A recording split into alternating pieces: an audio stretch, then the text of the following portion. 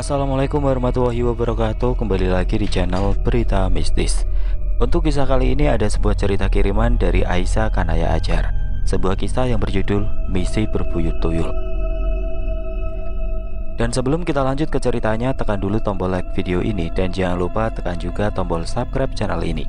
Dan nyalakan juga lonceng notifikasinya agar tidak ketinggalan cerita-cerita lainnya dari channel ini.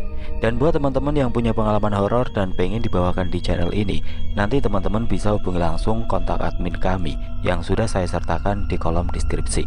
Dan buat teman-teman yang penasaran dengan cerita-ceritanya dari Aisyah Kanaya Ajar, nanti teman-teman bisa langsung kunjungi saja akun Karya Karsa Penulis yang nanti linknya akan saya sertakan di kolom deskripsi. Dan seperti apa untuk kisah kali ini? Langsung saja kita masuk ke ceritanya.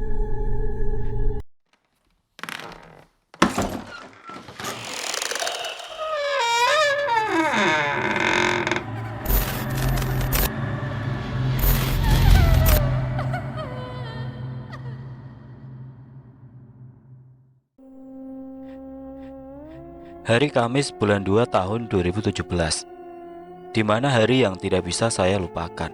Ada kejadian yang dialami oleh teman saya di kampung yang sekarang ditempatinya.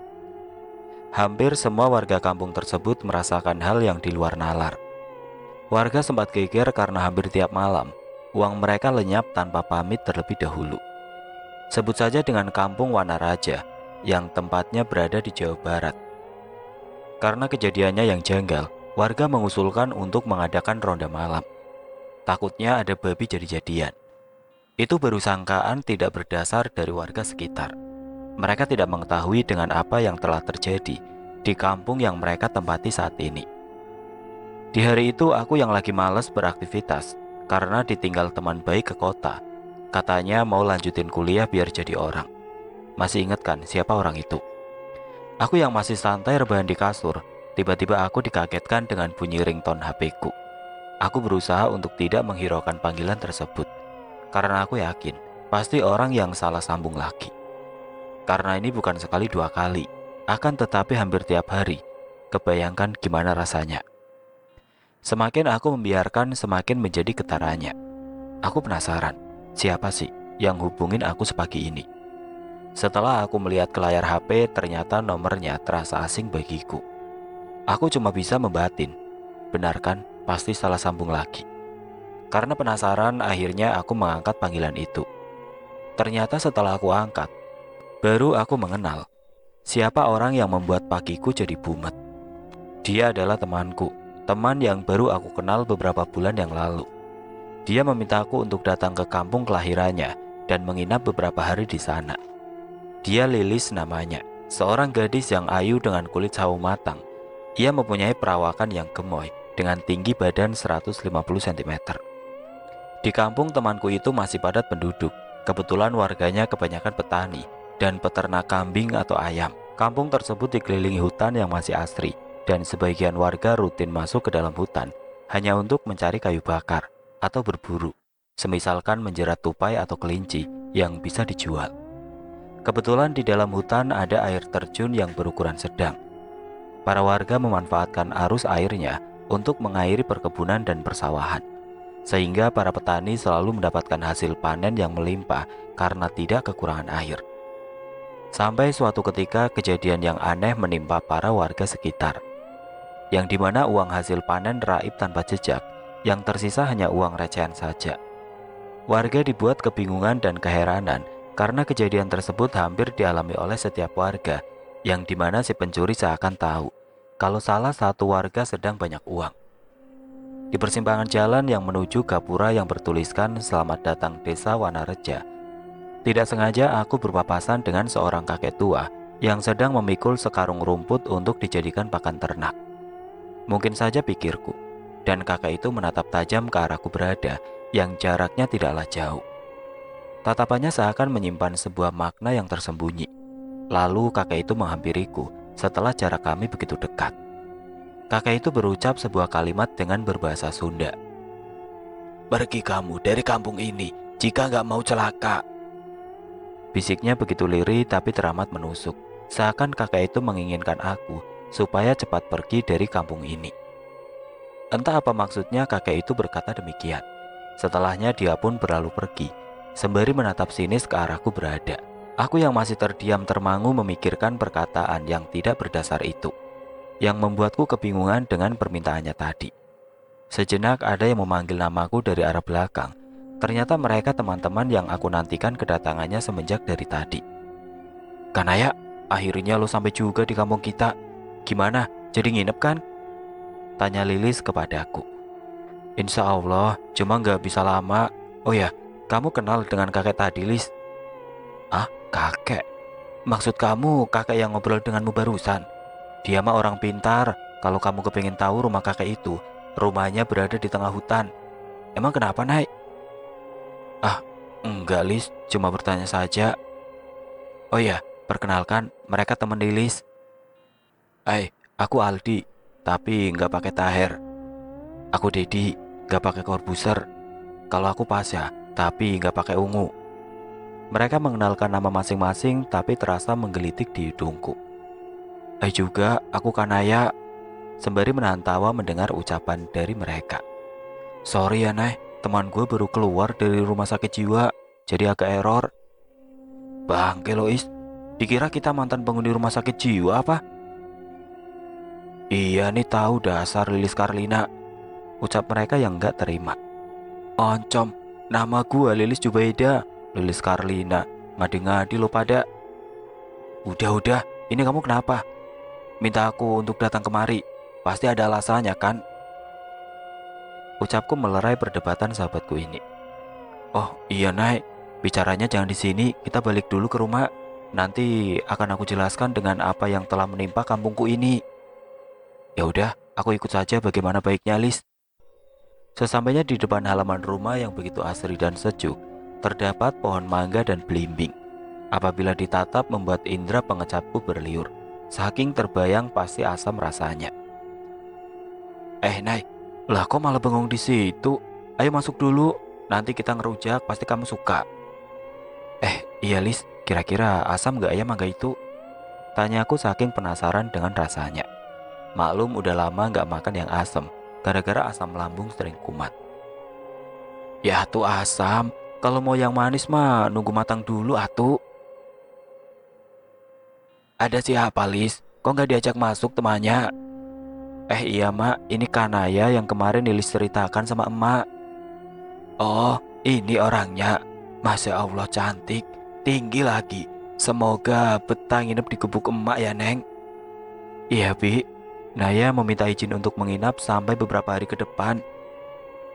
"Ya udah, ajak masuk temennya. Udah waktu surup, nggak baik berada di luar rumah.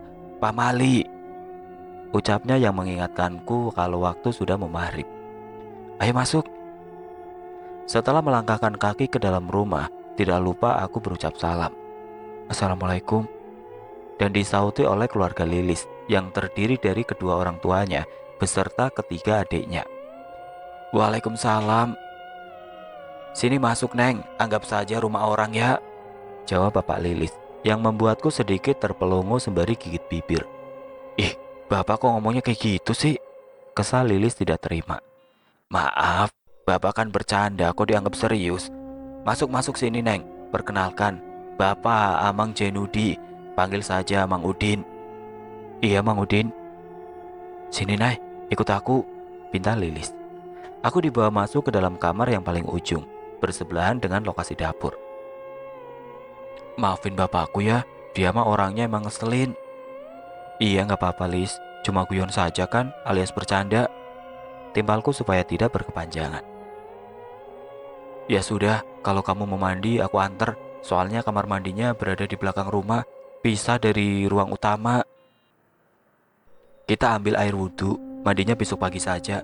Gak baik sudah mau maghrib," timpalku kepadanya. Pada akhirnya kita berdua bergegas menunaikan sholat maghrib terlebih dahulu, dikarenakan waktu maghrib sangat mepet. Setelahnya kita makan malam dengan menu seadanya. Setelah urusan semua selesai, Lilis mengajakku ke dalam kamar untuk membicarakan sesuatu yang semenjak dari tadi membuatku penasaran. "Nay, gue yakin di kampung ini ada jurik jadian yang kurang jajan." "Hah? Maksudmu apa, Lis? Emang ada jurik yang kurang jajan ya? Kok aku baru tahu?" Sembari aku mengerutkan dahi yang memang kurang yakin dengan ucapan Lilis barusan. Habisnya, uang warga pada ngilang tanpa tahu siapa yang mengambilnya. Dan lebih parahnya lagi, cuman disisain uang recehan saja. Nanggung banget kan itu jurik? Seloronya kesal. Bukan nanggung, tapi pintar. Ah, lo naik. Yang pintar seharusnya itu duit diambil semua, beserta receh-recehnya. Dia mah malah disisain. Lah kalau diambil KB itu duit, nanti warga jajan apa dong? Timpalku sembari menahan tawa. Gua serius Naya, malah diketawain lagi. Gerutu Lilis dengan wajah cemberut menahan kesal. Iya, terus apa yang harus aku lakukan? Sampai nyuruh aku kemari. Aku mau bertanya sama kamu Lis. Apa kamu mencurigai seseorang di kampung ini? Nah itu dia. Gua kagak tahu soal kayak gituan. Makanya aku minta kamu kemari. Kamu masih ingat dulu pertama kali aku mengenal dirimu. Berkat si Irfan, dialah yang kenalin kamu ke aku. Dulu pas masih bareng sekolah sama dia. Dia itu banyak cerita tentang kamu Naik. Hampir saben waktu yang diceritain cuma kamu aja.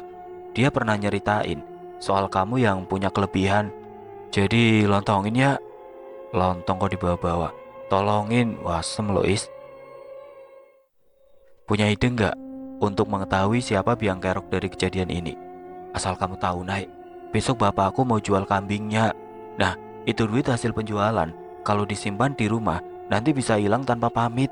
Tolongin ya, please. Gua nggak bakalan tega kalau lihat bapak gua mewek Naik. Soalnya kalau lihat bapak gua mewek, bukannya ikut sedih, malah gua pingin ketawa. Sekilas aku menatap Lilis yang serius sedang menatapku. Kami saling tatap, hening seketika. Setelahnya kami tertawa terbahak-bahak karena ucapan Lilis yang begitu konyol.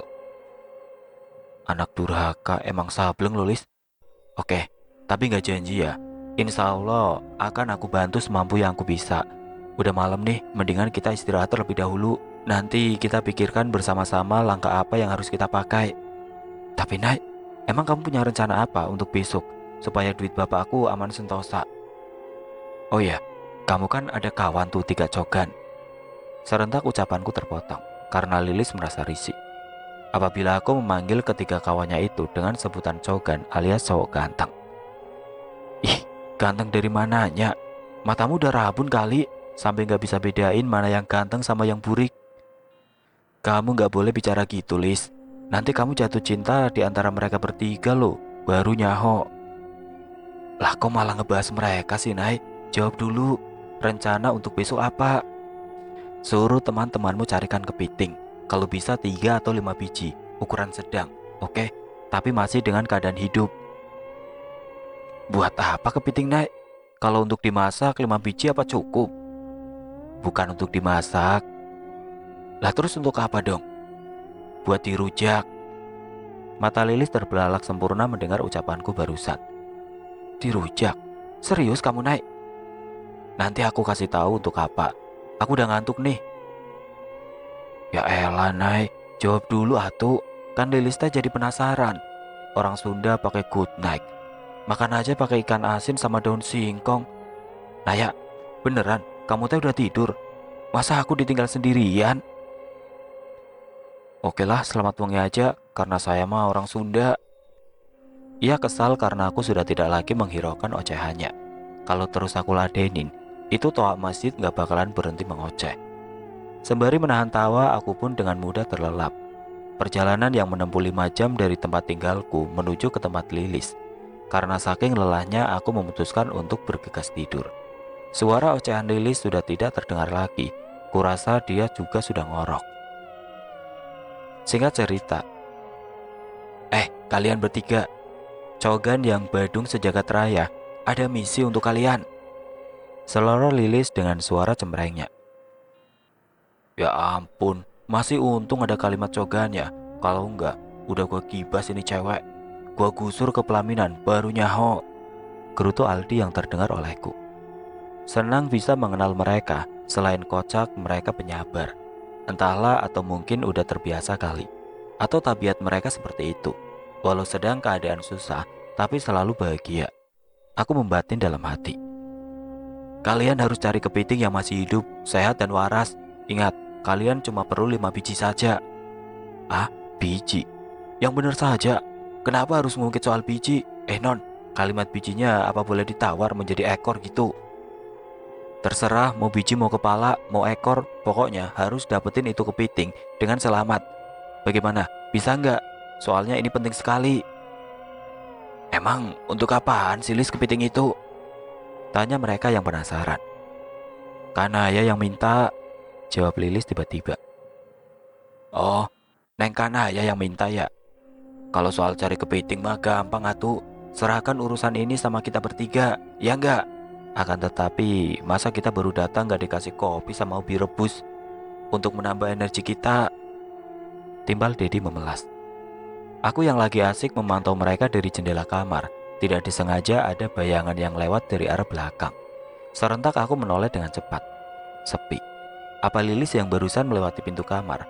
Tapi mana mungkin secepat itu bayangannya menghilang. Walau pintu cuma tertutup tirai, tapi aku yakin itu bukan Lilis. Aku mendekat ke arah bayangan itu menghilang yang menuju ke arah dapur. Setibanya di lokasi, aku tidak melihat apa-apa. Yang ada hanya seekor kucing hitam, tapi walaupun kucing itu lewat, tapi bayangan itu terlalu besar. Tidak mungkin kalau kucing ini. Aku yang masih berpikir keras tiba-tiba pundakku terasa berat. Semakin menekan ke bawah, seakan ada sesuatu yang menunggangi pundakku teramat berat. Sampai keringat bercucuran. Nafas mulai tersegal, hawa ruangan semakin panas. Sedikitpun aku tidak bisa menoleh ke arah sosok yang sekarang berada di atas pundakku. Tubuhku terasa kaku, seakan terkunci oleh energi jahat. Terdengar gumaman yang tidak begitu jelas yang berucap sebuah kalimat. Kamu siapa? Mau apa di rumahku? Dengan bahasa Sunda hanya itu yang terdengar. Setelahnya aku ambur ke lantai. Setelah kejadian itu aku menarik nafas sebanyak-banyaknya. Aku pun mendongakkan kepala untuk melihat situasi sekelilingku. Karena semenjak aku mengikuti bayangan tersebut, aku tidak merasakan adanya seseorang di dalam rumah. Hening, seperti tidak berpenghuni. Pada kemana mereka? Dan begitu wajahku menghadap ke arah depan, mataku terbelalak kaget. Karena aku saling bertatapan dengan sosok yang wajahnya sudah membusuk. Rasa mual menjalar sampai ke perut. Sekuat mungkin untuk bertahan karena aroma busuk yang dibawa oleh sosok tersebut. Aku memperhatikan makhluk yang tatapannya susah diartikan. Karena bola mata sosok itu cuma satu, dengan mulut yang robek, dengan cairan kental berwarna hitam, yang sudah menghiasi mulut sampai ke bagian dada. Dan sosok itu menyeringai tanpa berucap kata. Makhluk itu berlalu pergi dan mulai terasa guncangan pada tubuhku. Aku mulai mengercapkan mata dan mulai terbangun, sembari mengitari sekeliling kamar melihat situasi yang barusan telah terjadi.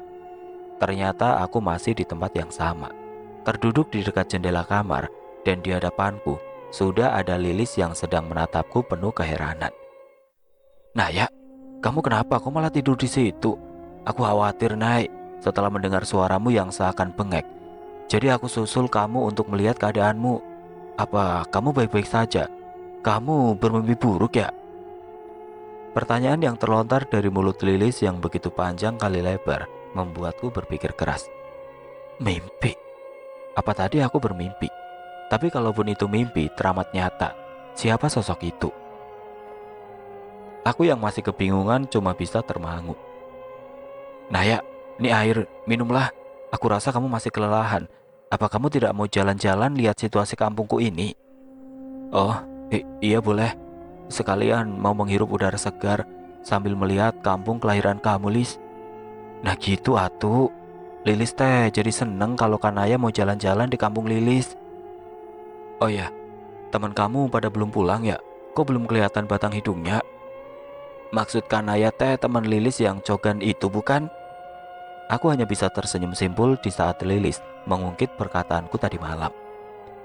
Mereka mah gak usah dipikirkan atuh. Bentar lagi bakal balik nyariin kita berdua.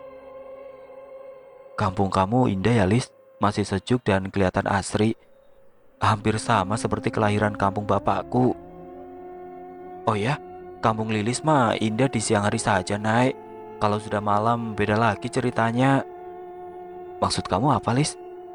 Tanyaku untuk memperjelas perkataannya yang membuatku penasaran. Sering terdengar suara rintihan di dalam hutan, apalagi suara itu terdengar jelas dan suara-suara yang aneh lainnya. Malah mah sekarang teh ditambah uang warga yang hilang. Sekilas aku menatap ke arah Lilis berada, dan kembali aku arahkan tatapanku ke arah hutan itu yang terlihat jelas di hadapanku sekarang. Terlihat indah sejauh mata memandang, tapi lain hal kalau sudah berada di dalamnya.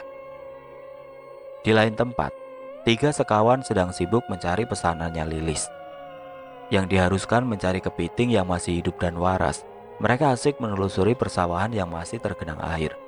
Beberapa jam telah berlalu, pada akhirnya mereka pun mendapatkan 4 ekor kepiting saja, dengan ukuran lumayan gemoy. Mereka bertiga berencana untuk kembali pulang, karena perut sudah keroncongan. Mereka menelusuri jalan setapak, karena jalan yang mereka pakai terlalu kecil. Mereka diharuskan berjalan berjejer atau memanjang, dengan Dedi di arah depan, Pasa di arah tengah, dan Aldi paling belakang. Dikarenakan cara jalan Aldi terlalu tergesa-gesa, sampai terjadi insiden yang tidak diinginkan. "Dedi!" teriak Al dari arah belakang. "Kok perasaan gua kagak enak ya?" "Kenapa lo, Al? Emang perasaan apa yang kamu rasakan di siang bolong kayak gini?" tanya Pasha. Dedi dan Pasha baru tersadar kalau Al tertinggal sangat jauh di belakang. "Gua kagak sanggup lagi. Lebih baik lo berdua kesini deh," pinta Al kepada kedua kawannya itu. Dedi beserta Pasha saling bertatap mata, memberikan isyarat untuk segera mendekat ke tempat Aldi berada. Yang terlihat dalam pandangan mereka berdua, Aldi berdiri mematung tanpa bergerak sedikit pun, sembari membelalakan kedua matanya. Kenapa sih Aldi? Gua curiga dia bikin ulah, atau jangan-jangan dia ngeprank kita lagi. Udah samperin aja, gak lihat apa hidung dia kembang kempis kayak gitu. Udah kayak balon aja. Gua penasaran, samperin yuk. Setibanya di hadapan Aldi yang masih berdiri tegap dengan raut wajah yang sangat jelas, terpancar rasa panik yang teramat sangat. Dan kedua kawannya pun bertanya dengan apa yang telah terjadi kepada dirinya. "Lo kenapa, Al?" Dan tatapannya memberikan kode mata. Kalau mereka berdua harus mengikuti tatapan Al yang mengarah ke bawah kakinya. Setelah kaki Al diangkat, seketika mereka berdua kocar-kacir sembari menahan nafas. "Najis lo, Al. Dikira apaan?" Gerutu mereka kesal terhadap Al. "Lah aku malah kabur. Gua suruh kesini buat nolongin gua. Buru atuh, gak setia kawan kalian berdua. Buruan tolongin. Rasakan tuh, itu rezeki lo hari ini. Suruh siapa lo jalannya nyamping. Sudah tahu banyak granat yang bertengger di samping jalan," ledek Pasha sambil tertawa. "Gua gak butuh khotbah lo. Buruan ke dia," gerutu Aldi kesal, sembari melambaikan kedua tangannya. Dengan terpaksa mereka berdua mau tidak mau harus membantu Al yang hampir mewek itu. Dengan jalan yang berjinjit walaupun hidung mereka kembang kempis, akan tetapi Aldi berusaha menyeimbangkan cara jalan kedua kawannya yang membantu dirinya untuk menggapai perairan yang berada tidak jauh di depan mereka. Setibanya di tempat tujuan, Aldi disuruh bersih-bersih karena bau busuk yang terdapat pada telapak kakinya dikarenakan Aldi tidak memakai sendal. Singkat cerita, setibanya di halaman rumah Lilis, mereka bertiga terduduk di bangku yang berada di dekat pohon mangga. Dengan nafas tersegal ditambah bunyi perut yang pales, membuat mereka semakin merana, sekaligus merasakan kelelahan yang mendera badan. Tiba-tiba terdengar suara yang mereka hafal, suara cemprengnya Lilis yang semakin mendekat ke tempat mereka berada. Dan benar saja, Lilis pun menghampiri Cogan yang berada tidak jauh darinya. "Wah, kalian udah balik? Mana kepitingnya? Dapat nggak?" Tiga pemuda itu hanya terdiam lesu tidak menjawab pertanyaan dari Lilis. "Lis, bagaimana?" Dan Lilis hanya mengangkat bahu arti tidak tahu. Dari jarak yang tidak jauh terdengar suara yang dipukul ke dalam mangkuk. Itu tukang pangsit atau bakso pangsit. Ketiga kawan Lilis memberikan kantong plastik yang berisikan kepiting, tapi dengan syarat traktir makan bakso pangsit baru deal. Lilis menatap ke arahku untuk meminta persetujuan. Aku hanya bisa mengangkat bahu, dan ternyata Lilis hanya menundukkan kepala, sembari menarik nafas panjang dan dikeluarkannya dengan kasar. Tidak bisa berkata lagi, pada akhirnya Lilis mengeluarkan uang 100.000 untuk traktir mereka bertiga, dan mereka pun menerimanya dengan ikhlas. Tidak lama kemudian Lilis menghampiriku yang berada di dalam kamar. Seakan dia penasaran dengan apa yang akan aku lakukan. Dia pun mulai bertanya, "Nay, buat apa sih kepiting itu?" "Buat mainan," jawabku singkat. "Lu gak lagi bercanda kan, Nay? Mainan kok kepiting?" "Bukan untuk aku, Dodol." "Lah terus kalau bukan untukmu, lalu untuk siapa?" "Nanti kamu bakal tahu untuk siapa kepiting ini. Kamu punya kaca besar gak?" "Untuk apa kaca, Nay?" "Untuk melukis wajahmu itu," seloroku sembari menahan tawa. Karena semenjak dia menghampiriku tadi, dia tidak berhenti bertanya. "Gak usah dilukis karena udah terpancar aura kecantikanku, Nay. Karena kaca itu memantulkan diriku yang..." Dengan cepat aku memotong ucapannya karena kupingku terasa panas. "Sangat cantik, gemulai dan rupawan ya, Lis," timbalku cepat. Sungguh di saat aku berucap seperti itu nyesel banget. Tapi tidak apalah, biar dia berhenti berkhotbah. "Maaf ya, Lis, aku bercanda. Kamu emang manis kok, semanis madu yang sudah berumur ratusan tahun," sungutku dalam hati. Akhirnya malam pun tiba, sekitar jam 10 malam. Kebetulan orang rumah sudah pada tertidur. Aku yang masih terjaga bersama Lilis mulai menyusun rencana. Seperti yang sudah aku jelaskan kepada Lilis tadi sore, dan dia mau menuruti permintaanku untuk menyimpan kepiting di dalam wadah atau baskom. Di depan baskom tersebut sudah ada kaca yang bersandar di dinding ruang tamu, dan kaca itu cukup besar. Ditambah taburan tepung beras di sekitaran baskom itu berada. Dan kita berdua sedang menunggu dengan apa yang akan terjadi selanjutnya. "Nah, kamu belum tidur kan?" Belum, Lis, ada apa?" "Apa rencanamu akan berhasil mengungkap siapa sosok yang telah merugikan warga di kampung ini?" "Kita lihat saja nanti. Kalau kamu udah ngantuk, kamu tidur aja, biar aku yang berjaga." "Kira-kira duit bapakku aman gak ya? Soalnya dia sudah jual kambing kesayangannya 3 ekor tadi siang." "Berdoa saja, Lis. Yakinlah kepada Allah. Pasti ada jalan untuk mengungkap siapa yang telah berbuat dan merugikan warga." Dan terdengar dengkuran halus darinya. "Wedan, berarti gua ngoceh sendiri dong. Duh, kejam banget sih Lilis." Tidak lama dari itu terdengar suara dari ruang tengah. Aku berusaha mengendap dan melihat di balik tirai. Suara apa yang berada di ruang tengah pada malam kayak gini? Aku rasa orang rumah sudah pada tidur. Yang masih melek cuma aku saja.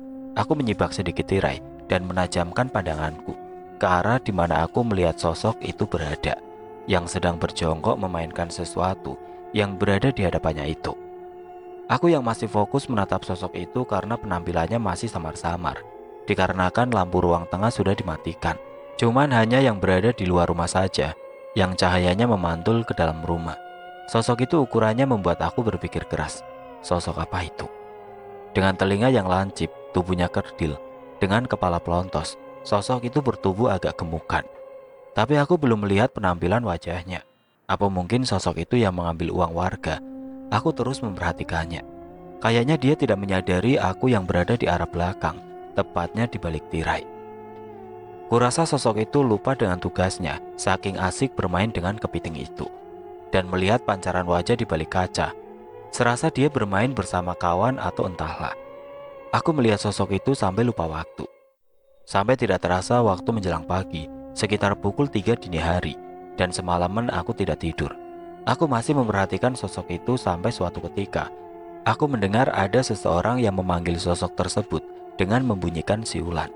Aku beranjak dari tempat yang dimana aku mengintai sosok tuyul tersebut. Bergegas aku menghampiri ke arah jendela kamar dan melihat siapa orang yang berada di halaman depan rumah. Dan benar saja, pemilik dari sosok tuyul tersebut. Tuanya menyusul kemari dan serasa tidak asing dengan sosok kakek itu.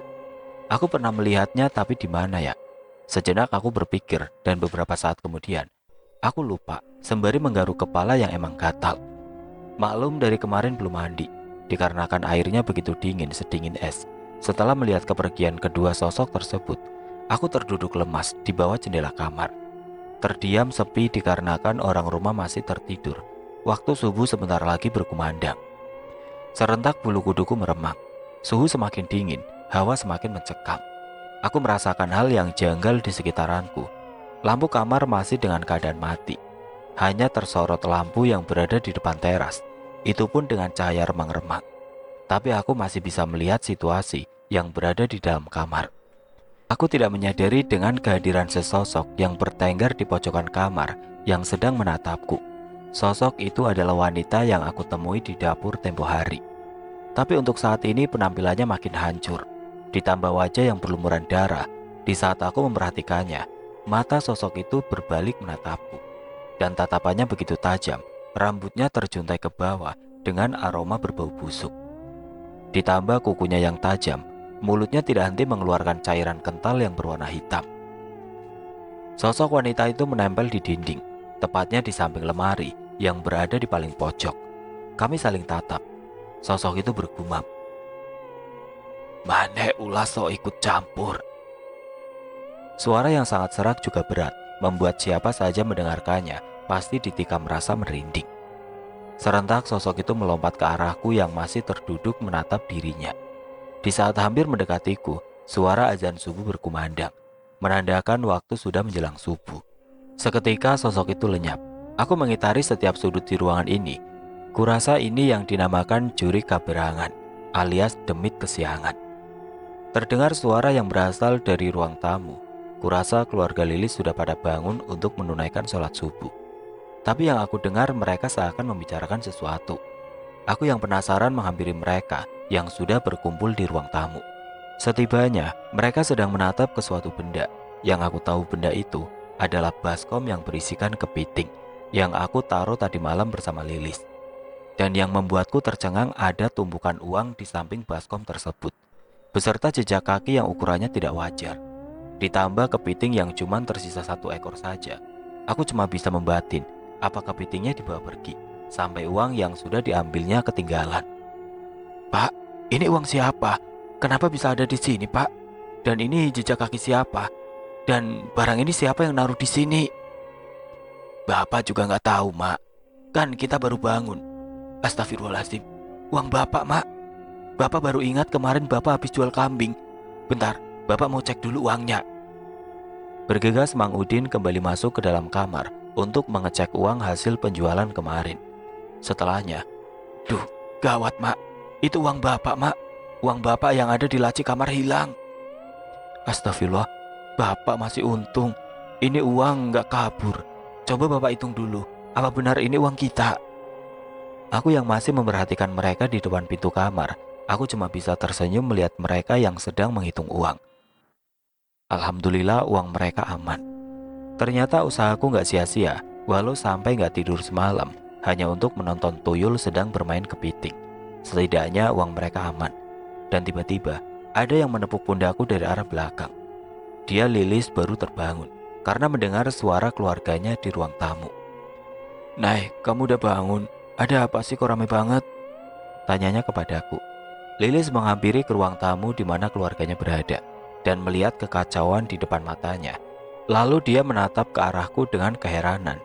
Dan yang pastinya, 1000 pertanyaan yang akan dia lontarkannya kepadaku nanti. Aku hanya bisa mengangkat bahu dan terdengar, "Iya, Mak, ini teh uang Bapak pas jumlahnya." "Terus kenapa bisa ada di sini, Pak?" "Ah tuh Bapak juga nggak tahu, Mak. Kok bisa ada di sini?" "Sudah, ini sudah waktu subuh, lebih baik kita sholat dulu," pinta Lilis kepada keluarganya. Lis, kamu sudah bangun? Kamu tahu siapa yang..." Sebelum Bapak Lilis melanjutkan perkataannya, Lilis memotong ucapan dari bapaknya itu, supaya nanti dibahas kembali. Dan pada akhirnya Bapak Lilis bergegas untuk ke musola beserta ketiga adiknya. Singkat waktu setelah kami berdua menyelesaikan pekerjaan rumah, lenganku ditarik paksa menuju ke arah belakang rumah. Setelah Lilis membuka pintu dapur, mataku terbelalak melihat pemandangan yang indah dan sejuk. Terdapat kolam ikan dan persawahan yang luas. Pemandangan di hadapanku sekarang masih tertutup kabut tipis, membuat hawa sejuk yang kurasakan pada pagi ini membuatku menggigil. "Bagaimana, kamu suka tidak? Indah kan Nay pemandangannya?" "Oh ya, ada beberapa pertanyaan yang mengganjal dalam pikiran kamu. Jawab jujur. Kamu tahu kan kejadian tadi malam? Dan kenapa uang Bapak berada di samping baskom yang berisikan kepiting? Lalu kepiting itu pada kemana? Ditambah jejak apa yang berada di atas taburan tepung beras itu, Nay? Kamu harus jawab." "Mana dulu yang harus aku jawab, Non? Nanya kok balapan?" Jawabku kesal kepadanya. Apa semalam kamu tidak tidur, Nay? Iya, semalam aku nggak tidur. Inti dari semua pertanyaanmu itu, ada sosok tuyul, bukan jurik yang kurang jajan, seperti yang kamu katakan waktu itu. Sosok itu yang berulah. Maksudmu, yang mengambil uang warga selama ini sosok tuyul gitu? Terus yang nyuruh sosok tuyul mencuri uang warga siapa? Gak mungkin kan tuyul itu nyuri tanpa sebab dan tanpa disuruh. Apa kamu melihat seseorang yang mencurigakan di kampung ini, Nay? Oh, enggak, cuma satu orang saja, tapi rumahnya terpisah dari warga. Aku sengaja membuat jebakan semua ini supaya bisa mengetahui siapa pemilik dari tuyul itu. Tadi malam sosok itu saking keasikan main sama kepiting sampai dia lupa dengan uang curiannya. Dan tidak terasa waktu sudah menjelang pagi. Aku mendengar suara siulan dari arah luar rumah. Setelah aku lihat, ternyata orang itu... Siapa, Nek? Apa kamu mengenalnya? Kamu ingat gak, Lis? Pas aku pertama kali datang ke kampung ini, aku sempat ngobrol dengan seorang kakek. Dan kata kamu, kakek itu seorang dukun di kampung ini kan? Yang rumahnya di tengah hutan katamu. Iya, aku ingat. Kamu yakin, Naya, kalau kakek itu tuan dari tuyul tersebut yang selama ini meresahkan warga di kampung ini? Walau kondisinya gelap, aku yakin kalau orang itu adalah sosok kakek yang dulu pernah menegurku. Dan kakek itu menginginkan aku pergi dari kampung ini. Dan orang itu sempat mengancamku juga. Apa karena ini ya, dia menginginkanku bergegas pergi? Apa? Yang bener, Nay, dia menginginkan kamu pergi. Lah, kenapa sampai segitunya? Padahal kan kalian gak saling kenal. Aku curiga, apa ini ada hubungannya, Nay? Dengan musibah yang menimpa warga kampung Wanaraja, kurasa dia mengetahui kalau kamu punya kemampuan yang bakal mengancam niat buruknya. Terus langkah apa yang akan kita ambil? Untuk saat ini gak ada. Biar aku aja yang bertindak. Rumah dukun itu tengah hutan kan, Lis? Jangan, Nay, itu berbahaya. Apalagi memasuki hutan yang lebat dan banyak binatang yang berbisa. Nanti kamu kenapa-napa, Nay. Enggak ah, enggak bakal aku izin kamu untuk pergi. Kalau tidak aku hentikan, apa kamu mau uang semua warga diambil lagi? Aku melihat Lilis yang begitu gusar memikirkan cara untuk keselamatanku. Tapi di sisi lain dia memikirkan nasib para warga di kampung ini. Baiklah kalau begitu, tapi aku ikut karena aku yang tahu jalan rumah dukun itu. Kamu gak boleh nolak, Nay. Terus kapan kita akan ke sana? Aku terdiam merenungkan sesuatu karena aku tahu hutan itu sangatlah berbahaya.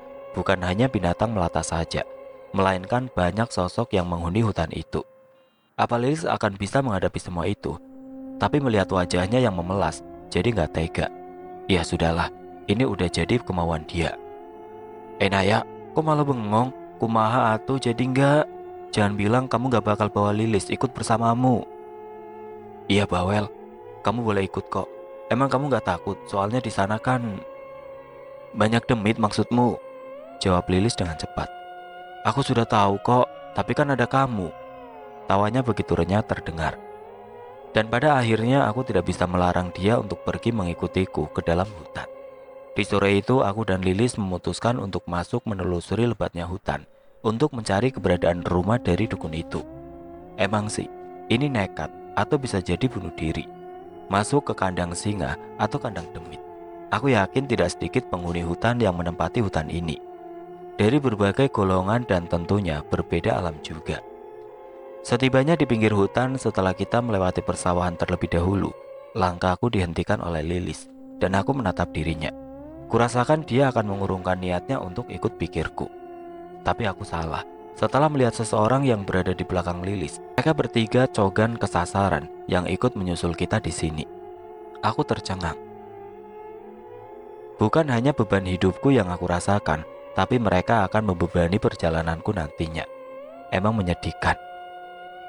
Kalian kenapa berada di sini? Tanyaku kepada mereka. Hanya untuk memastikan saja. Siapa tahu mereka cuma sekedar jalan-jalan saja. Tenang kan Ayah, natapnya jangan seperti itu. Kita bertiga akan melindungi kalian berdua. Bener gak kawan? Iya bener, kita akan melindungi bidadari hutan, ucap mereka sembari tertawa ringan. Aku yang meminta mereka untuk menemani kita naik, biar tambah rame, jadi rasa takut berkurang, timbal Lilis tanpa beban. Oke teman-temanku yang gantengnya selangit, kalian harus buktikan kejantanan kalian. Aku tahu pasti kalian sanggup. Teriak Lilis kepada mereka bertiga. Aku hanya bisa menyimak kekonyolan mereka bertiga, dan hal yang tidak terduga hampir terjadi di depan mataku. Melihat mereka hampir membuka seleting celana untuk memamerkan itu. Serentak aku teriak, tunggu, kalian mau ngapain? Aku dan Lilis hanya saling tatap, arti tidak mengerti dengan apa yang akan mereka lakukan. Lah katanya suruh perlihatkan kejantanan kita. Ini kita mau memperlihatkan kejantanan kita, kok malah dihentikan? Seloro mereka sambil nahan tawa. Dan aku melihat Lilis yang menarik nafas gusar, melihat kekonyolan ketiga kawannya itu. Aku hanya bisa tersenyum. Dan Lilis berbisik di telingaku, "Nay, apa mereka perlu kukirim kembali ke rumah sakit jiwa? Stres aku Nay dibuatnya." Ngedumelnya sembari mendelik ke arah temannya berada. "Mereka gak salah, tapi kamu yang salah." "Lah kok aku yang salah sih Nay?" Ucapnya tidak terima. "Kenapa kamu minta tunjukin kejantanannya, dodol? Kan kamu tahu kejantanan Cogan ada di situ." Iya Deng, kok baru sadar ya?" Jawabnya sembari cengengesan. Cogan yang meresahkan, maksud gue bukan itu, tapi keberanian kalian, keperkasaan kalian maksudnya." Lilis meralat ucapannya kembali. Aku tercengang mendengar ucapannya kembali, sembari menepuk jidat dengan cukup keras. Aku menarik lengannya dengan serentak. "Lu apa-apaan sih Lis? Apalagi aku kan harus kasih semangat kepada temanku Nay, biar mereka berjuang untuk kita. Lagian kita berlima punya misi berburu tuyul kan? Lu gak sadar Lis dengan semua ucapanmu itu?" "Ucapan yang mana lagi? Perasaan gak ada yang salah dengan permintaanku kepada mereka." Saking gusarnya aku meminta supaya Lilis melihat ke arah kawannya itu, dan dia baru tersadar karena ucapannya membuat bencana untuk mata kami berdua. "Astagfirullah, kok malah jadi begini Nay?" Aku hanya bisa menutup mata dengan lenganku. Bocah, kalian lagi pada ngapain? Kenapa buka baju segala?" "Maafkan aku Nay, aku jadi malu dengan kelakuan temanku. Kurasa lebih baik aku gak meminta sesuatu sama teman konyolku lagi." Iya, sorry, kita cuma lagi ngerjain lo Lis. Sebenarnya kita bertiga ingin nurutin permintaan lo tadi, tapi kayaknya gak sanggup. Ini buktinya, kita bertiga masih pakai celana boxer. Jadi lo jangan khawatir." Tanpa dosa mereka berhujar sembari tertawa terbahak. Sekilas aku melihat boxer yang bergambarkan Hello Kitty dan SpongeBob. Yang satunya berwarna pelangi alias warna-warni. Aku tahu mereka gak serius, cuma mau ngasih pelajaran kepada Lilis yang suka ceplas-ceplos dalam berkata. Serentak tawa mereka terhenti setelah terdengar suara auman di dalam hutan yang begitu menggema. Mereka berempat hanya mematung di tempatnya masing-masing. Yang terlihat hanya tatapan dari mereka yang memberikan isyarat. Dan hal yang aku pikirkan pun terjadi. Mereka lari tunggang langgang melewati jalan setapak yang begitu kecil. Kalau di Sunda namanya galangan sawah. Kalau di tempat kalian, aku gak tahu apa namanya. Yang pastinya tidak bisa untuk dipakai balapan. Kalaupun bisa, yang ada mereka bakalan nyungsep ke pinggir sawah. Dan mereka berusaha untuk segera sampai ke pemukiman warga. Aku yang masih memperhatikan mereka tidak sadar dengan kehadiran sosok maung yang tepat berada di belakangku. Aku berbalik memperhatikan sosok itu yang menatapku dengan tatapan yang sangat menusuk sampai ke jantung. Sosok itu mengaum dengan keras sehingga membuatku tidak bergeming. Tubuhku kaku, mataku terbelalak. Aku hanya bisa menggerutu dalam hati. Aku menyesal kenapa aku gak ikut lari tadi. Terdengar suara siulan dari arah barat yang semakin mendekat ke tempatku berada.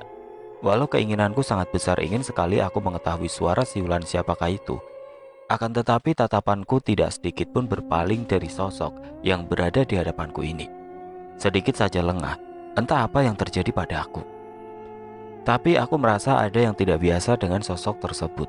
Aku melihat kucing ini hanya terduduk manis tanpa melakukan hal yang mengancam.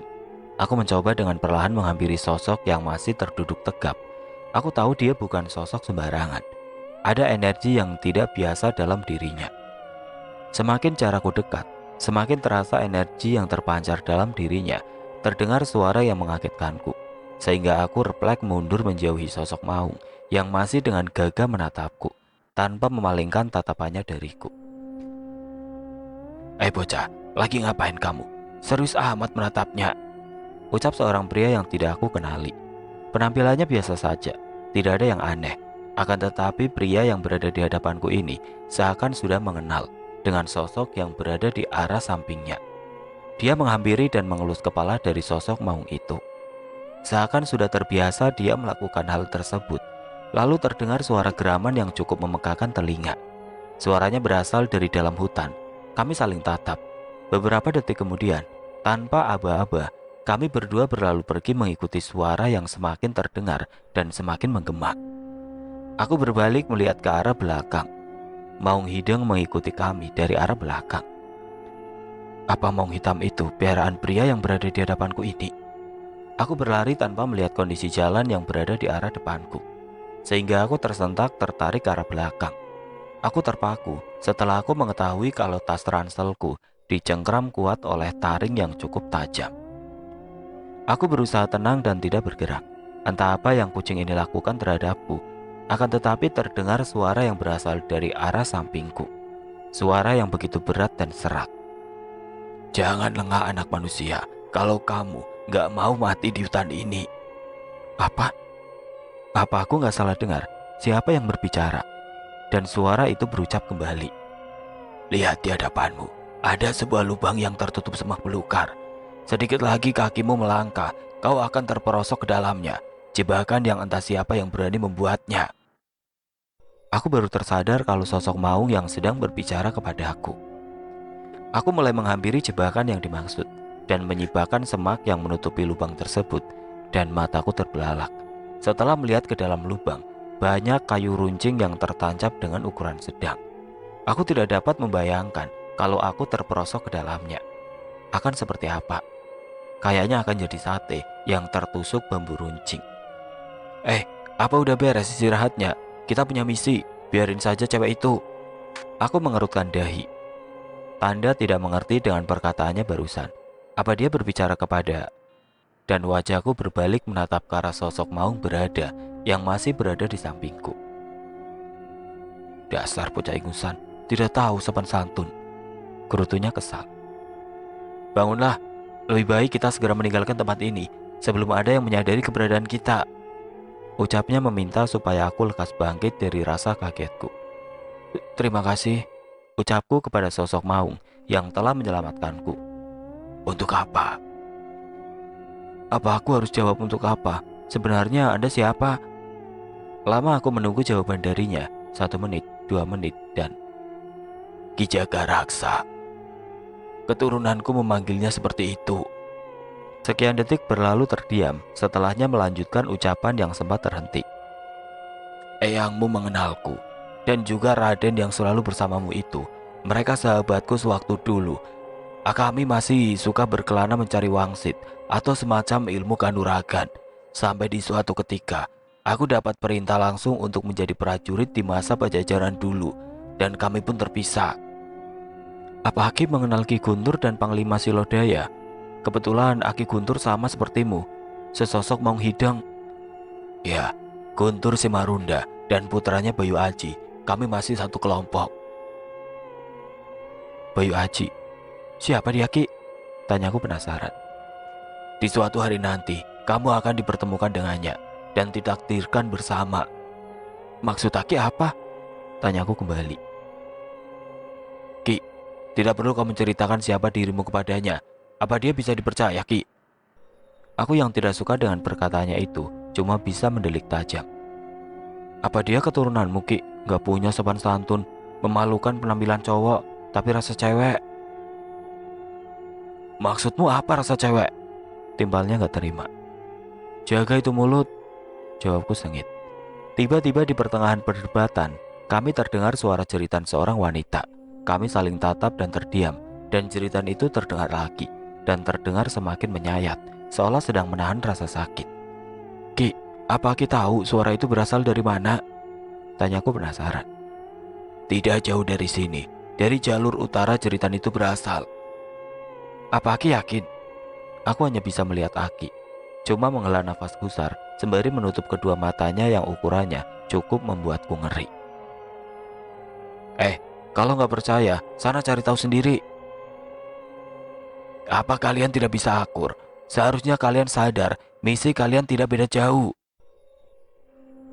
Emang misi kalian apa? Mau tahu apa moto banget? Ih, decaku kesal. Rangga, jaga ucapanmu. Timbal Ki Jagaraksa yang mengingatkan pemuda di sampingnya. Oh, Rangga namanya. Bagus, tapi gak sebagus hatinya. Aku hanya bisa membatin. Dan jeritan itu mulai terdengar kembali. Ki, apa nggak lebih baik kita ke sana untuk melihat yang telah terjadi di sana? Untuk kali ini aku setuju, Ki. Timbal Rangga yang setuju atas saranku. Baiklah, jawabnya singkat dan Aki pun bangkit dari tempat yang beliau duduki sebelumnya. Masih dengan wujud sosok Maung Hideng yang tingginya tidaklah main-main. Di saat Aki berjalan ke arah depan dan melewatiku, aku sempat berpikir, apa aku bisa menungganginya? Kayaknya akan cepat sampai di tempat tujuan. Batinku berucap. Di saat aku membatin, Aki berbalik menatap ke arahku secara tiba-tiba. Sekarang wajah kami sejajar. Jantungku seakan mau keluar dari tempatnya saking menahan rasa keterkejutanku. Jangan bilang kalau Aki mengizinkannya. Ucapan Rangga membuatku terperangah. Apa dia tahu apa isi hatiku? Jangan salah, semua keturunan atau yang dijaga oleh leluhurnya, kalau sudah dikehendaki pasti bisa, tapi nggak semuanya sih. Emang gak jelas, kesalku kepada Rangga. Udah sini, aku pegang lenganmu, biar kita cari jalan pintas saja. Maksudmu apa? Kamu mau sampai kan? Ada sebuah jalan yang tidak semua orang bisa lewatinya. Apa kamu mau ikut? Aku rasa kita punya tujuan yang sama. Kamu juga sedang mencari keberadaan dukun itu kan? Dan aku hanya terdiam mencerna semua yang Rangga ucapkan barusan. Apa dia juga sedang mencari keberadaan dukun itu? Aku tahu apa yang sedang kamu pikirkan. Mungkin di lain hari akan aku jelaskan mengapa aku mencari sosok dukun itu. Tapi tidak untuk sekarang, karena kita tidak punya banyak waktu. Aku takut terjadi sesuatu dengan... Rangga terdiam. Terlihat jelas kekhawatiran dalam dirinya. Apa maksudmu dengan siapa? Tanyaku penasaran. Bukan apa-apa, mari ikut aku. Tidak ada pilihan bagiku, lagian aku juga tidak mengetahui harus melangkah ke arah mana. Rangga mempersilahkan aku untuk berjalan di depannya. Aku hanya manut, sembari curi pandang ke arah dia berada. Ternyata dia juga sedang memperhatikanku, lalu tersenyum manis setelah mata kami bertemu tatap. Aku kembali fokus dengan langkahku, karena aku merasa yakin bukan hanya satu jebakan yang terpasang di dalam hutan ini. Entah untuk apa tujuannya, kalau untuk berburu binatang, bisa dimaklumi. Tapi lain hal kalau manusia yang masuk dalam jebakan itu. Tidak dapat aku bayangkan. Semakin berjalan semakin sempit jalan yang aku lalui. Jalanan semakin tertutup semak belukar. Aku rasa jalan ini jarang dilalui oleh manusia. Terus kenapa aku harus mengikuti Rangga? Apa benar dia akan membawaku ke tempat persembunyian dukun itu? Tidak henti-hentinya pikiranku berkecamuk dengan situasi saat ini. Dan Rangga mengambil alih perjalanan ini. Dia berjalan melewatiku dan sekarang berada di arah depan. Persisnya di depanku berada. Aku melihat Rangga mulai berhenti melangkah sembari dia menunduk. Apa dia sudah kelelahan atau mungkin sudah sampai pikirku. Setibanya aku di samping Rangga, aku melihat jejak kaki yang tidak wajar. Bukan hanya satu melainkan banyak jejak kaki yang tidak beraturan. Sepertinya aku pernah melihat jejak kaki ini, tapi di mana? Sejenak aku terdiam dan mulai mengingatnya kembali. Ya, aku pernah melihatnya di rumah Lilis malam tadi. Apa jejak kaki yang sama bentuknya? Bukan seperti kaki manusia, karena ini ukurannya kecil, tapi agak lebar ke samping. Ada 8 jari, dan di bagian tumit terlalu menonjol, sehingga jejak yang berada di permukaan tanah ini terlalu membekas ke dalam. Apa ini jejak kaki tuyul? Apa yang kamu pikirkan, Nai? Sama seperti yang kamu pikirkan saat ini, enggak? Kurasa tempat yang menjadi tujuan kita sudah dekat. Kita harus lebih waspada, Nai. Iya, kau benar. Semakin kita mendekat, semakin bahaya mengintai kita di setiap penjuru hutan. Rangga, apa kita akan lolos dari mereka? Kita sudah semakin dekat. Lebih baik kita bergegas pergi dari sini. Rangga, Aki kemana? Semenjak kita pergi bersama, aku tidak melihatnya. Aki sedang mencari sesuatu. Kamu jangan khawatir. Di saat kita terdesak, Aki akan hadir untuk membantu kita. Perlahan aku mendekat ke arah Rangga berada. Dan tidak ragu untuk menggapai lengan kekarnya, karena yang aku rasakan saat ini sangatlah berbeda. Bukan aku mencari kesempatan Akan tetapi ada sesuatu yang sedang mengintai di balik pepohonan yang menjulang tinggi.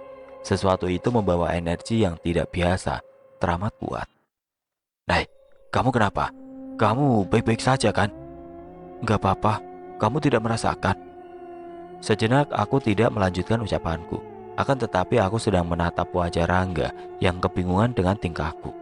Di saat aku mau melanjutkan ucapanku, Rangga menarik lenganku dengan cepat dan kami bergegas untuk bersembunyi di balik semak belukar yang tidak jauh dari tempat kami tadi berdiri, untuk menghindar dari sesuatu yang mendekat ke arah kami berada. Tak lama kemudian aku melihat seseorang melintas di hadapan kami yang jaraknya tidaklah jauh. Seseorang yang sedang memikul seorang wanita yang sudah tidak berdaya. Kami saling tatap seakan sesak untuk bernapas. Apa suara jeritan itu berasal dari wanita yang dipikulnya? Dan terdengar suara Rangga yang menimpali pertanyaanku. "Kurasa aku memikirkan yang sama sepertimu. Tapi asal kamu tahu, masih banyak sosok yang mengikutinya dari arah belakang. Kita harus lebih berhati-hati." Sekilas aku menatap ke arahnya yang membuatku merasa heran. Rangga tidaklah berbicara. Aku melihat mulutnya terkatuk rapat. Apa kami berbicara lewat batin? Sungguh unik. Seketika aku merasakan ada sesuatu yang menggerayangi pundakku. Dan aku melihat tatapan Rangga yang tidak dapat aku artikan. Ditambah seseorang yang masih kelihatan berbondong-bondong melewati ke arah kami berdua. Dengan cepat Rangga menebas kepala ular sembari membekap mulutku, sehingga aku terpekik menahan rasa kaget yang teramat sangat. Dan dia menaruh jari telunjuk di bibir untuk aku tidak berisik. Sampai sosok itu pergi dari hadapan kita berdua, aku yang masih gemetar dibantu untuk bangkit dan pergi secepatnya dari sini sebelum mereka menyadari keberadaan kita. Rangga masih dengan erat memegangi lenganku. Dia membawaku ke pinggiran jurang yang teramat dalam. "Rangga, kita mau kemana? Apa masih jauh tempat dukun itu berada?" "Di depan sana, tidak jauh. Cuma kamu berhati-hatilah. Jalanan ini terlalu banyak akar yang mencuat ke permukaan dan juga sangat licin. Sekali saja tergelincir, aku jamin pasti masuk jurang." Kamu gak boleh ngomong begitu. Kamu nakut-nakuti aku kan gak?" Gerutuku kesal dan terlihat senyuman darinya seakan merasa puas telah membuatku khawatir. "Begini, biar aku saja yang berjalan di arah depan, kamu di belakang," pintaku memaksa. "Monggo, aku mempersilahkan Nyi Ayu berjalan paling depan." "Ayu ndasmu, namaku Kanaya," sembari menjulurkan lenganku kepadanya. "Aku Rangga," timpalnya cepat. "Udah tahu," sembari menarik kembali uluran lenganku sebelum Rangga menggapainya. "Wasem, belum kegapai udah ditarik aja itu lengan." Kesal Rangga terdengar olehku. Aku hanya bisa menahan tawa. Melihat dia kesal terhadapku, itu balasan untuk cowok narsis. "Apa kamu bilang aku narsis?" Ucapnya tidak terima. Aku lupa, dia juga bisa baca pikiranku." Iya maaf, dari awal kita bertemu kamu nyebelin. Jadi gak apalah ngerjain kamu dikit. Kamu kan gak bakalan rugi." "Nah, tunggu." Rangga secara cepat menghentikan langkahku. Posisi kami tidak jauh dari sebuah altar yang berbentuk batu berukuran besar dan lebar, yang di atasnya sedang dipakai seseorang. Yang sekarang terlihat jelas, pemandangan yang membuat kepalaku pening. Aku berbalik dan menubruk dada bidang seseorang yang sudah berdiri di belakangku. Aku mendongak melihat wajah Rangga yang sama sepertiku dipenuhi rasa panik. Entahlah, sulit untuk aku jelaskan. Dengan refleks aku memeluk Rangga dan menenggelamkan wajahku di dada bidangnya Rangga. Dan dia membalas pelukanku. "Rangga, bawa aku pergi dari sini, aku mohon." "Terlambat, Nay. Mereka sudah mengetahui keberadaan kita." "Maksudmu apa? Ini tidak mungkin. Apa kita akan selamat dari kejaran mereka?" Seketika Rangga melepaskan pelukannya, dan aku pun kembali berbalik melihat ke arah yang sebelumnya aku lihat tadi. Seorang wanita yang sedang dicumbu oleh sosok yang menyeramkan. Terdengar leguan kenikmatan dari mereka. Setelah itu wanita itu menjerit kesakitan. Posisiku semakin mundur. Aku terpaku melihat pemandangan yang berada di hadapanku. Sontak aku terkejut menahan tarikan di lenganku yang disebabkan oleh Rangga. "Naya, lari cepat!" teriak Rangga yang begitu panik, meminta aku supaya terus berlari, menghindar dari kejaran sosok hitam yang berada di berbagai penjuru hutan. "Sial," umpatnya kesal. "Rangga, kenapa berhenti?" Kita dikepung, Naik. Tidak ada celah untuk kita lari. Gubuk itu, apa tempat dukun itu berada? Karena setibanya aku dan Rangga di tempat ini, aku melihat gubuk reot yang sudah dikelilingi oleh demit atau siluman. Atau apalah itu, yang pastinya mereka begitu banyak dan yang membuat aku membelalakan mata. Aku melihat tuyul-tuyul yang aku cari mereka berada di sini. Bukan hanya satu melainkan banyak. Mereka bergerombol, bola mata mereka berukuran besar, sebesar telur ayam. Telinganya yang lancip, perut yang buncit, gigi yang bertaring, dan bentuknya tidak beraturan. Cukup membuatku terperangah melihat penampakan di depan mataku. Rangga, gimana ini? Sebenarnya apa yang kamu cari di sini? Lah, kamu sendiri lagi nyari apa di sini? Aku nanya, kok malah balik nanya? Lah, kita kan punya misi yang sama. Misi kita berburu tuyul. Kok malah nanya lagi? Jawabnya ketus. Emang tuyul-tuyul itu mau kamu jadikan apa? Dodol atau perkedel, bisa kan dibuat makanan? Sembari cengengesan memperlihatkan deretan gigi putihnya, yang pastinya akan aku buat musnah. Tapi aku rasa kita akan kesulitan, karena kamu lihat sendiri, tuyul itu dijaga ketat. Kita bagi tugas, kamu sebelah kiri, aku sebelah kanan. Hadapi sosok itu sebisanya. Bagaimana? Adil kan? Aku terdiam sejenak. Aku bagian kiri. Sekilas aku melihat ke sebelah kiri. Terlihat jelas penampakan dari berbagai jenis siluman yang cukup besar dan bertaring tajam, dan gak ada imut-imutnya. Pandanganku beralih ke sebelah kanan yang Rangga pilih. Aku mengernyitkan dahi karena di sebelah kanan terdapat demit yang tidak naik kelas. Ada sosok pocong, kunti, dan sejenisnya. Bagaimana? Malah diam. Kamu yang kiri, aku yang kanan. Lah, kok bisa? Ucapnya tidak terima. Rangga, kamu harus malu. Penampilan tubuhmu seperti security. Masa hatimu Hello Kitty? Jangan cemen. Aku tahu di sebelah kiri lebih sadis daripada di sebelah kanan. Timbalku menjelaskan. Punya otot kok nggak dipergunakan dengan baik. Apa kata dunia maya? Apa kamu bilang? Enggak, kalau bisa kita kabur saja gitu, bagaimana? Pintaku kepada Rangga. Terdengar geraman dan cekikikan yang sedang menertawakan kekonyolan kita, atau lebih tepatnya menertawakan ketakutan kita. Sosok itu semakin mendekat dan mulai menyerang ke arahku dan Rangga. Aku masih sempat menghindar dan menaiki pohon yang berada tidak jauh dari tempatku. Dengan menggunakan ajian sapar angin, aku terduduk di dahan pohon. Melihat Rangga yang sedang berusaha melawan sekumpulan demit yang lagi pada PMS. Aku yang lagi asik melihat pertempuran yang semakin sengit, satu lawan se-RT demit. Wah, mantap. Terdengar cekikikan di arah sampingku. Dan dengan perlahan aku berbalik untuk melihat siapa yang ikut nongkrong di sebelahku. Setelah wajahku sejajar dengan sosok yang selalu eksis di sosmed, aku hanya bisa nyengir dan berucap. Ada Emak Kun. Apa kabar, Mak? Sembari cengengesan. Sorry Mak, ini lagi asik lihat layar tancap. Emak ikut nyimak juga ya? Dengan rasa gugup karena aku yang ditemani oleh sosok kuntilanak. Sampai bicara pun terbata-bata dan hal mengerikan pun terlihat oleh mataku. Si emak menyeringnya dengan bola mata yang hampir terjatuh dari rongganya. Menatap ke arahku seakan bersiap ingin menelanku hidup-hidup. Dan sosok ini membuat aku bangkit dari tempat dudukku yang masih berada di dahan pohon. Karena dia memuntahkan cairan hitam beraromakan bau amis dan busuk, tambah banyak binatang yang menggeliat-geli. Aku terjingkat karena kaget. Kampret lu Mak, lu lagi ngidam apa sih? Sampai hati memuntahkan cairan menjijikan. Terdengar teriakan Rangga, teriakan kesakitan. Aku harus mencari keberadaan dukun itu.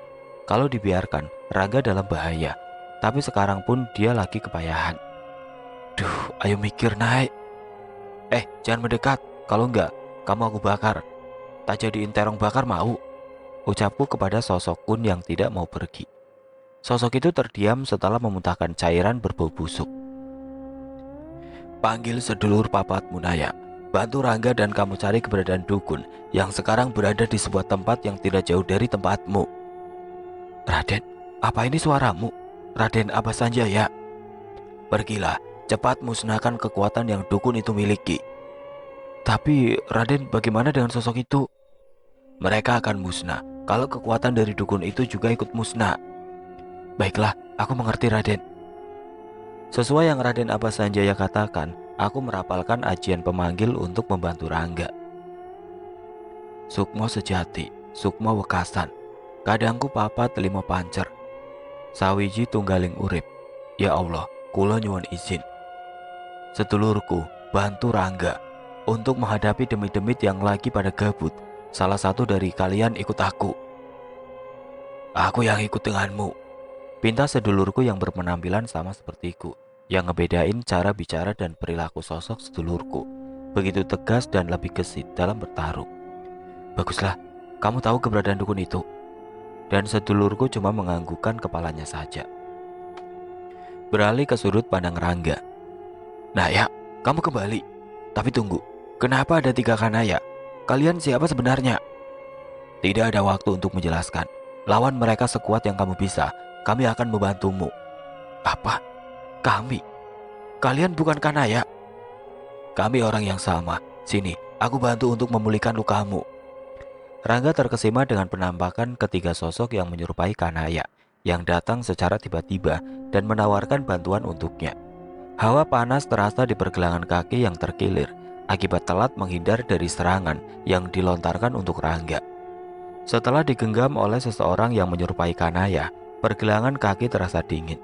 Rasa sakit pun perlahan mereda dan energi yang sempat terkuras sekarang kembali pulih.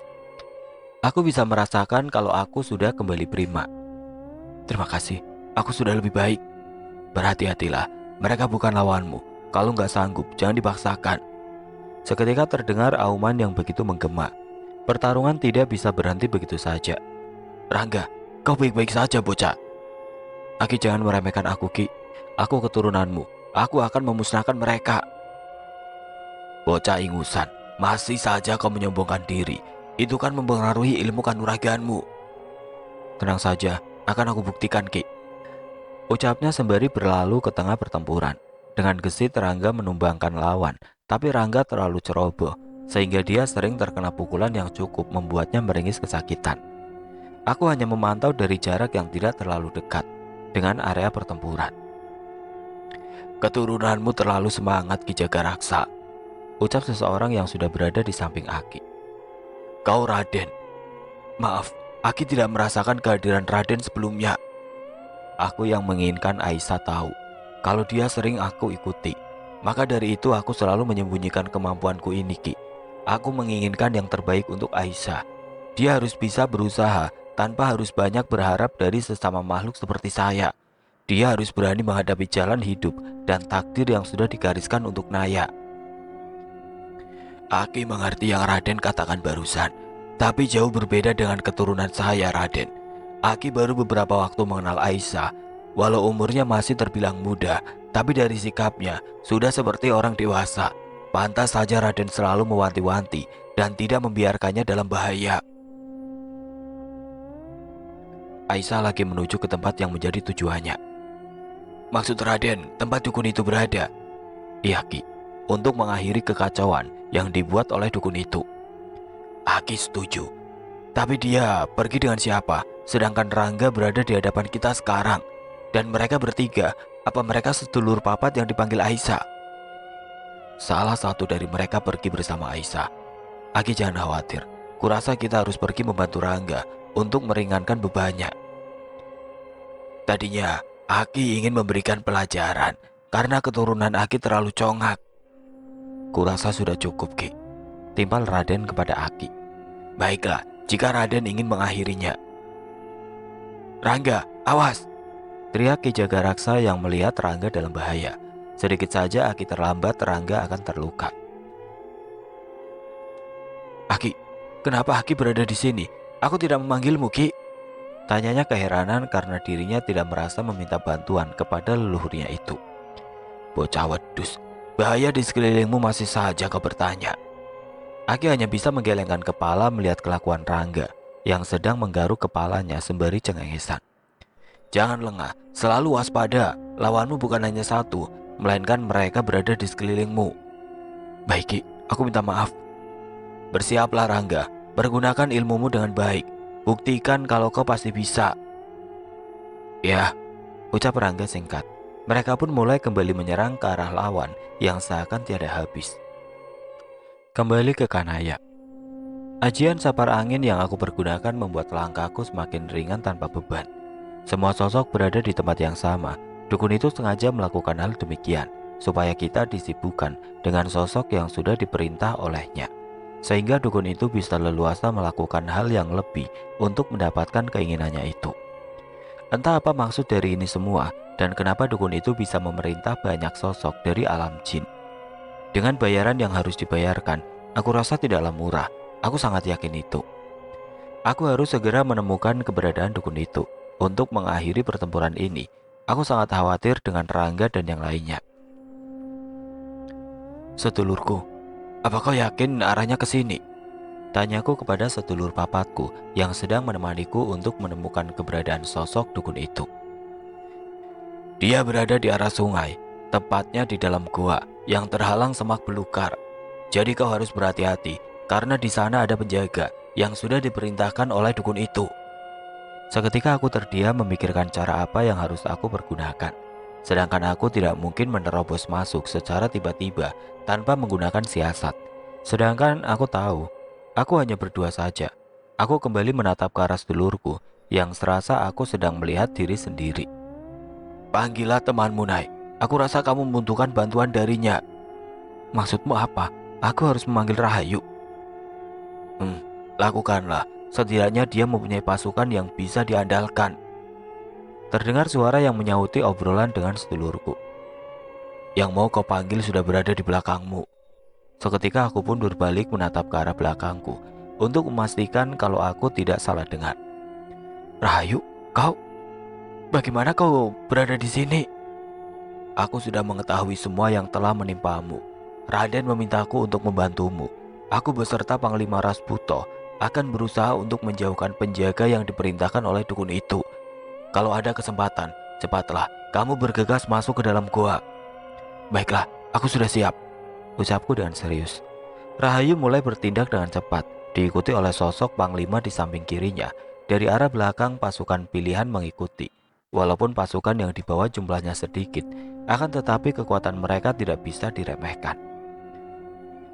Setelahnya aku mulai melakukan hal yang sama, ditemani sedulurku, menerobos masuk ke dalam gua untuk mencari keberadaan dukun tersebut. Setelah semua terkendali sehingga dengan mudah aku memasuki mulut gua. Setibanya di dalam, aku melihat sosok dukun itu sedang duduk bersemedi di atas batu dengan bertelanjang dada. Ternyata benar perkiraanku, sosok dukun itu adalah sosok kakek yang dulu pernah menegurku dan sempat memberikan ancaman supaya aku lekas pergi dari kampung ini. Terdengar suara tawa dari sosok kakek tua yang berada di hadapanku. Rupanya, kau sampai juga di tempat ini. Sudah aku duga kau bukan orang sembarangan, ucapnya dengan mata yang masih terpejam. Terdengar tarikan nafas yang begitu panjang dari sosok kakek yang aku tidak ketahui siapa namanya. Kau berani mengacaukan ritual yang selama ini aku nantikan. Kau akan tahu akibatnya, gadis manis. Kau masih terlalu muda dan masih berawan. Kau cocok untuk aku jadikan tumbal untuk menyempurnakan ilmuku. Coba saja kalau kau mampu, kakek busuk. Seharusnya kau sadar diri. Kau sudah bau tanah, kek. Bukannya segera bertobat, malah bikin kemaksiatan yang akan merugikan dirimu sendiri. Gede juga nyalimu. Terdengar gemeletuk gigi darinya yang sedang menahan amarah. Tanpa aku sadari, dia sudah berada di arah belakangku, mencoba menyerang dengan kepalan yang sudah dibacakan mantra olehnya. Dengan cepat aku menghindar. Gesit juga ternyata gerakanmu. Dengan mudah kau menghindar dari pukulanku, tapi tidak untuk yang satu ini. Dukun itu tidak terlihat olehku dan terdengar. Dari arah atas, awas! Teriakan sedulur yang memberitahuku keberadaan sang dukun, sehingga aku masih bisa selamat dari hantamannya. Apa? Kau? Bagaimana bisa? Kalian ada dua. Bukan dua, melainkan berlima, jawab sedulurku yang sudah berada di samping kiri dan kananku. Kalian kenapa kemari? Bagaimana dengan Rangga? Sudah ada Raden dan Aki yang membantu. Kami khawatir dengan Munai. Aku menatap ke arah dukun yang menatap kami dengan mata yang terbelalak, seakan bola matanya akan loncat dari rongganya. Sebenarnya, kalian siapa? Tanyanya tidak percaya. Kau tidak mengetahui ilmu apa yang kugunakan, kakek busuk.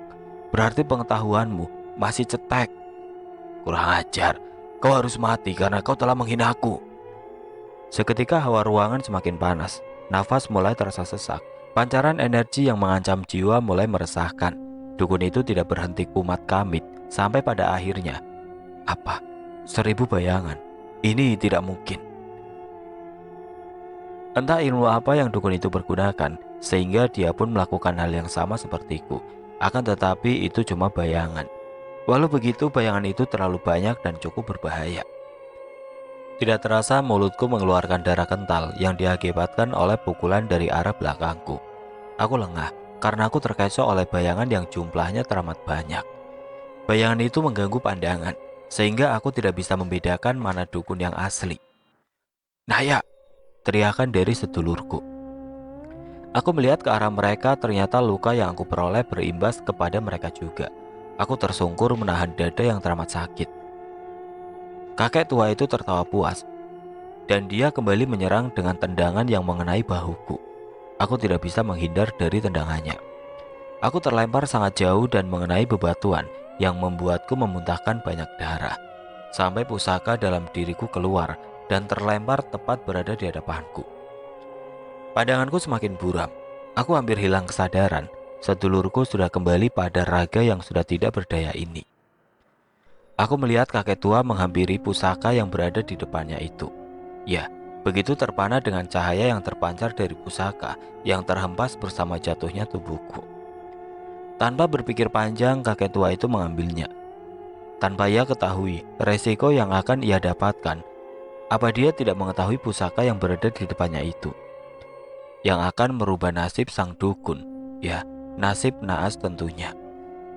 Tidak lama kemudian pusaka yang berada di genggamannya itu mulai memperlihatkan jati dirinya yang sebenarnya. Dukun itu terkapar, tubuhnya mengejang. Yang tersisa hanya kulit dan tulang, tapi dia masih dengan keadaan hidup. Dengan perlahan aku menghampiri dukun yang sudah tidak berdaya dan melihat dari jarak dekat apa yang telah terjadi. Setelah jarakku dekat dengannya, dia menatapku dengan mata yang sudah membulat sempurna. Lengannya masih menggenggam pusaka yang masih mengeluarkan cahaya kuning keemasan. Dan aku mengambilnya, lalu aku genggam dengan erat. Merasakan aliran energi yang masuk ke dalam diri, sehingga bisa memulihkan kondisiku. Luka yang aku dapatkan sebelumnya, sekarang sudah pulih. Rasa sakit seketika hilang. Hanya bekas muntahan darah yang masih melekat di dada dan pakaianku saja. Aku berucap, "Pusaka Malibaya tidak bisa dipegang oleh sembarangan orang, kek. Kalau sampai terjadi perpindahan tangan, maka akan bernasib sama sepertimu. Maaf, ini bukan kemauanku. Tapi kau yang tidak berpikir terlebih dahulu sebelum kau mengambilnya tadi. Pusaka Malibaya bisa menyerap energi negatif dari dirimu, kek. Tapi bisa memberikan energi positif untukku. Aku tidak bisa memulihkan dirimu karena ini sudah jadi ketentuan ilahi. Kau juga harus bertanggung jawab atas apa yang telah kau perbuat kepada semua korbanmu, kek. Terutama janji kepada sosok-sosok yang kau perintahkan itu." Seraya aku menunjuk ke arah di mana sosok makhluk yang sudah berkumpul di sudut ruangan, dengan mulut yang sudah berlendir, dengan tatapan yang sadis, seakan mereka meminta hak yang sudah dijanjikan oleh dukun tersebut. Makhluk itu tidak berani mendekat selagi aku menggenggam pusaka yang masih mengeluarkan cahaya. Aku hanya menghela nafas gusar dan berlalu pergi meninggalkan kakek tua bersama sosok yang menjadi bawahannya itu. Terdengar teriakan yang menyayat hati, teriakan berupa lolongan, dan terdengar retakan tulang yang membuat aku meringis ngilu mendengarnya. Singkat cerita, "Kanaya, kau baik-baik saja kan?" tanya mereka yang khawatir dengan kondisiku. "Semua sudah berakhir, dukun itu sudah musnah," jawab Rangga cepat. Kenapa denganmu?" tanya Rahayu yang masih memperhatikanku. "Yuk, bukan aku yang membunuh dukun itu, tapi dia." "Sudah, jangan dipikirkan. Kami sudah tahu dengan apa yang sudah menimpa dukun itu. Dia berhak mendapatkan balasan yang setimpal. Kami harus kembali. Kalau urusanmu sudah selesai, kembali ke rumah temanmu," ucap Raden mengingatkan aku kepada teman-teman yang pasti sekarang mereka mengkhawatirkanku. "Jangan khawatir. Semua akan baik-baik saja. Kami pamit." "Aku juga harus kembali, Naya. Kamu hati-hati ya." "Iya yuk, terima kasih sudah berkenan membantu." Dan Ayu pun memelukku dengan erat. Lalu tubuhnya menghilang berubah menjadi kabut tipis, tinggal aku dan Rangga beserta botol yang Rangga pegang. Rangga, apa itu? Tunjukku kepada botol yang ia pegang. Isinya para bocil sesat. Mau kamu apakan mereka? Tanyaku penasaran. Mau aku suruh cari duit. Dengan refleks aku ketok kepalanya sampai ia meringis kesakitan. Wasem, kenapa kau ketok kepalaku ah? Kau harus buang mereka Rangga. Kau nggak boleh berbuat musyrik, bahaya. Jawabku menjelaskan. Iya bawel, ini juga mau aku buang tapi ke sungai. Nanti kalau ada yang menemukan botol itu, lalu membukanya, lalu memanfaatkan fosil sesat itu, bagaimana? Kamu tenang aja, Nay. Aku dan Aki sudah menyegel botol ini. Palingan yang bisa membukanya orang yang punya kemampuan saja. Oh ya Rangga, kenapa nggak pakai karung saja? Itu fosil sesat kan banyak jumlahnya, biar nggak berdesakan. Kamu pikir mereka beras raskin yang bisa dimasukin karung? Ngadi-ngadi saja kau. Ya kan kita mah beda dari yang lain gitu. Jangan disamakan dengan yang lagi viral di sosmed. Sedikit-sedikit tuyul dimasukin ke dalam botol. Duh, cantik-cantik kok Oon. Apa ayo, ngomong. Tak sumpel mulutmu pakai daleman tuyul mau.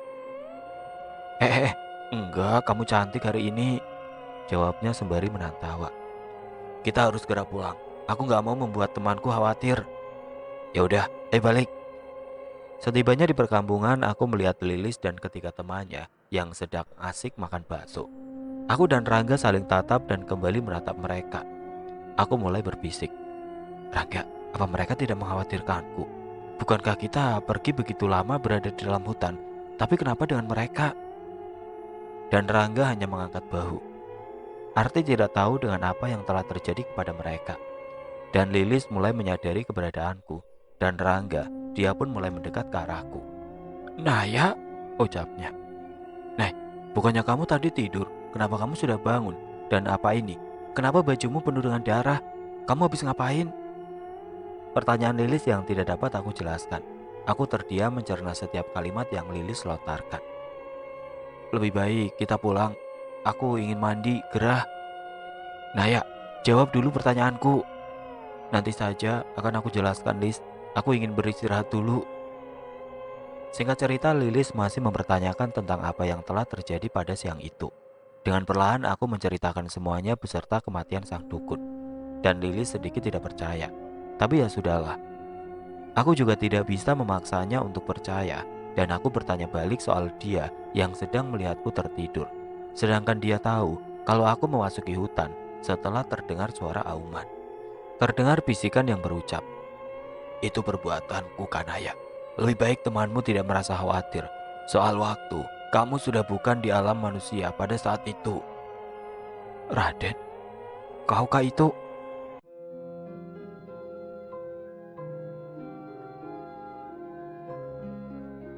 Oke teman-teman, sekian untuk kisah kali ini. Bagaimana menurut kalian tentang kisah ini? Tulis komentar kalian di kolom komentar. Dan semoga apa yang sudah saya sampaikan dalam kisah ini dapat dijadikan pembelajaran untuk kita semua. Dan buat teman-teman yang baru bergabung, jangan lupa untuk like, komen, share, serta subscribe channel ini. Dan nantikan kisah-kisah horor selanjutnya tetap di channel Berita Mistis. Wassalamualaikum warahmatullahi wabarakatuh.